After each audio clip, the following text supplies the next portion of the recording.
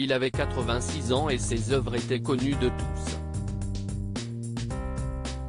Philippe Solé est mort le 5 mai et ses obsèques ont eu lieu hier, le 15, à l'île de Ré. Une cérémonie intimiste où est apparue sa femme, Julia Kristeva. Vendredi 5 mai, un grand nom de la littérature française, l'écrivain Philippe Solé, est décédé. Il avait 86 ans, une nouvelle dévoilée par son éditeur Gallimard. Plusieurs de ses proches lui ont rendu un vibrant hommage. Ses obsèques ont eu lieu à Arcer-en-Ré, commune située sur l'île de Ré, le 15 mai. Sa famille et ses amis étaient bien sûr présents. Et sa femme, Julia Kristeva, psychanalyste, était mariée depuis 1967, était plus que touchée. Ensemble, ils ont eu un fils, David, et étaient mariés depuis plus de 50 ans.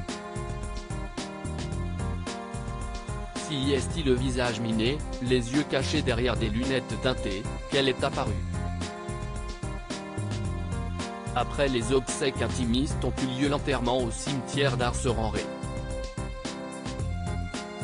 Un monticule de fleurs recouvrait la tombe. Une cérémonie très intimiste. La mort de Philippe Solé, auteur de 80 romans, essais et monographies, a touché de nombreuses personnalités. Le cerveau de Philippe Solé s'est éteint. Un de ses personnages en voie de disparition, avait écrit Nicolas Bedos sur Instagram.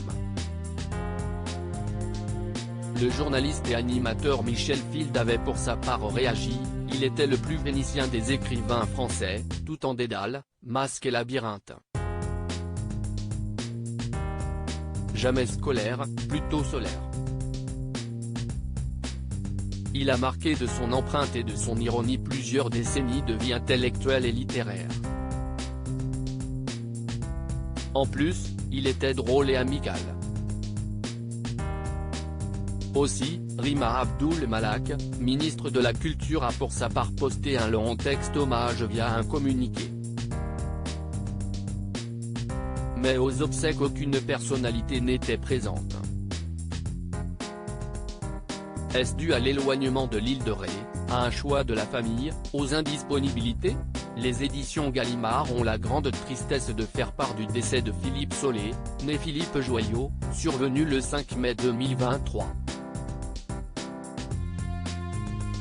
L'homme épris de liberté et des beautés de ce monde, l'amoureux des beaux-arts, de la musique et des lettres célébrant le sacré d'ici-bas, l'infatigable animateur de la vie intellectuelle et littéraire qui créa et anima avec ses amis les revues telles quelles, 1960, et l'Infini, 1983, l'auteur d'une œuvre romanesque novatrice et anticonformiste et d'essais critiques à la sensibilité universelle, l'ami furtif et attentif qui n'a jamais renoncé à dire que le bonheur est possible, a rejoint la vérité du grand merveilleux silence, avait déclaré Gallimard pour annoncer sa mort.